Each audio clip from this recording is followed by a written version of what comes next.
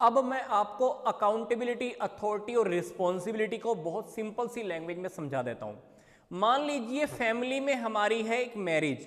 अब पापा के ऊपर जिम्मेदारी बहुत सारी है। पापा कहते हैं कि भाई मैं सारे काम अकेले नहीं कर पाऊंगा। तो पापा ने क्या किया, अपने 3 बेटों को रिस्पॉन्सिबिलिटी दे दी।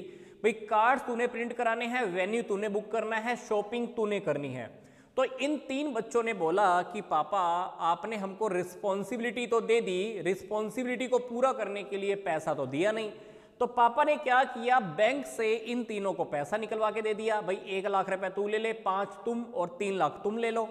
तो जब इनको रिस्पॉन्सिबिलिटी को पूरा करने के लिए अथॉरिटी मिल गई, मतलब पैसा मिल गया, तो अब इनकी क्या पैदा हो जाएगी, अकाउंटेबिलिटी बोले तो आंसर देने की पावर भी पैदा हो जाएगी। क्योंकि जब हम किसी पर्सन को रिस्पॉन्सिबिलिटी देते हैं, काम को पूरा करने के लिए अथॉरिटी भी दे देते हैं, तो अब वो पर्सन क्या होता है, अपने बॉस के प्रति अकाउंटेबल हो जाता है। मतलब उसको अपने बॉस को जवाब भी देना पड़ता है कि काम पूरा होगा या नहीं होगा।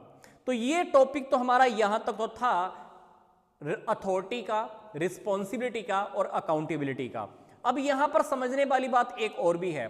जब पापा ने मान लीजिए एक ही बेटे को, अब मान लीजिए पापा ने एक ही बेटे को रिस्पॉन्सिबिलिटी दी थी काम को पूरा करने के लिए, सिर्फ इसी को अथॉरिटी भी दे दी थी, सिर्फ एक ही बेटे को, तो इसको हम बोलेंगे डेलीगेशन ऑफ अथॉरिटी। क्या बोलेंगे, डेलीगेशन ऑफ अथॉरिटी।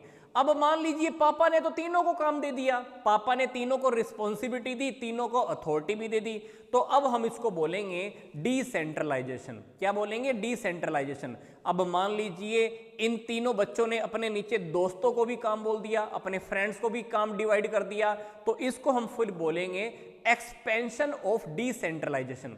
तो मैंने यहां पर आपको authority, responsibility, accountability, delegation of authority and decentralization, ये 5 टॉपिक्स आपको समझा दिए हैं।